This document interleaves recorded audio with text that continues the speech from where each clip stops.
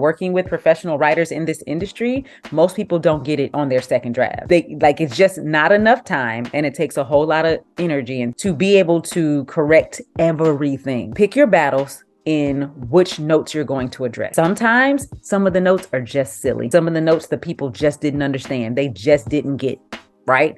Don't worry yourself over those. Look at the bigger picture. If you have X amount of notes that keep talking about your main character, then now you need to go back and look at your main character and figure out, where is that coming from? Do they not like the person? Do they not believe in the person? Are they not rooting for the person? Are the goals not clear? Are the stakes not high enough? Go back and ask yourself, if I've got 5 notes in here about my protagonist, something's going on with my protagonist, even if I think those notes are silly. If all you've got is one good script, the manager doesn't care. They're not going to put themselves on the line for your one good script. Managers are looking for people who are ready for professional careers. Generally speaking, if you don't have, several scripts that are good, not, oh yeah, I've written 10 scripts and 9.5 of them are trash, right? But like, you have several good scripts, and so you have a manager who's now ready to groom you and help you to get into whatever rooms you need to get into.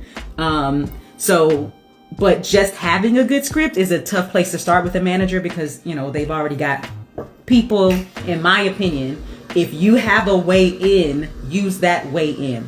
Managers will come. Agents will come. Once they know you're hot, this is the part that sucks. Back then they didn't want me, now I'm hot, they all on me. As soon as things start going your way and you start getting these meetings and people are trying to buy and blah, blah, blah, blah, they'll find you. Do your own networking. In 2023, we have far more ways of reaching people than we did before. You know what I'm saying? So find those people, reach out to them. One of the pieces of advice that we got from somebody after everybody tore him to shreds because they didn't wait to get the end of it. Look for the producers or look for the talent. And obviously you can't drop in Halle Berry's DMs. She's not the one who's checked, right? So let's just everybody talk to somebody realistic, but try to find those producers who make the kind of thing that you're trying to make and see if you can go straight to them. Look for different opportunities. Stage 32 has things. We Screenplay may have some things where there are pitch opportunities or opportunities for you to meet with people one-on-one, those are kind of things that can kind of help you. I'm one of those people who believes that you should shoot your shot. You should always be prepared to shoot your shot. Don't shoot if you're not prepared. Because what I will say about this industry is that it moves quickly. So if you shoot and they say yeah, and then you're not ready, then you kind of kick yourself in the face. You gotta meet people, because that is the thing that's going to be the difference between you and everybody else when those doors open.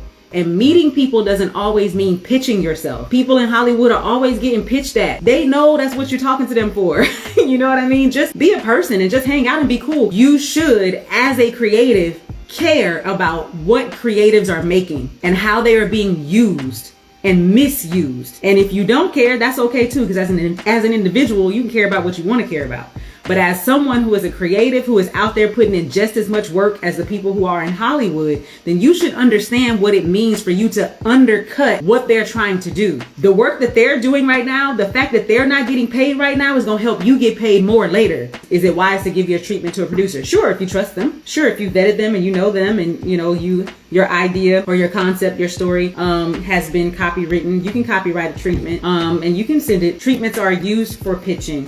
What do I do when accomplished filmmakers tell me that my script is ready but don't offer any direction on the next steps? If they're not your agent or your manager or someone who actually wants to produce your film, it's not their job to offer you next steps. And so that's why you have to do the research and consider who you're sending your stuff to and what you expect from them, because if not, you'll always be disappointed. Hollywood is a hustle. Independent filmmaking is a hustle. You just have to decide which one of them you want to do. But to think that one of them is easier than the other is to set yourself up for failure. People so casually say, shoot it yourself, like you just happen to have X amount of thousands or millions of dollars sitting around. So you just have to figure out what's best for you. You also have to ask yourself, are you the kind of person who can get out here and raise money? You know what I mean? Do people like you enough to give you money? Do you know how to write grant? Can you get out there and get the money that you need? If you end up making your art for so little money that the rest of the people involved are not getting paid, you're no better than these studios we're striking against. If every single time you get ready to make your project, you say, oh, I need everybody to come work for me for free and y'all gonna get something on the back end, you're no better. Because if I'm giving my hours, my days, my weeks, my months away from my actual day job,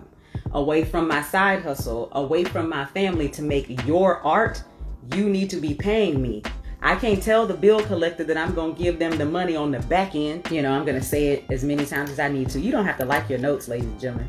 You don't have to like them. You don't have to agree with them. You can think they're stupid. You can think the person didn't understand your script. You can think all the things that you want. Your job is to then decide, is there anything in these notes that are at least consistently repetitive enough that I can at least focus in on this one thing? Because even if you don't like the notes, even if you think the notes are stupid, even if you think the person who read your script didn't understand your script, all of whatever it is that they put in their notes is saying to you that the thing that you think you're executing, you're not. That's what you need to hear. If you look at your notes and go through them line by line saying, I did do that, it's right here. Well, this is what this means. Well, what I meant was, it's in your mind. It's not on the page. Don't send your script out for notes and then get mad when you get notes. Don't send your script out for notes and then get mad when you get notes. That's a word.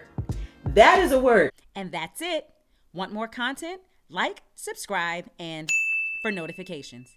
Get notes on your script that get you unstuck at www.theprofessionalpen.com. The professional pen. I'm out.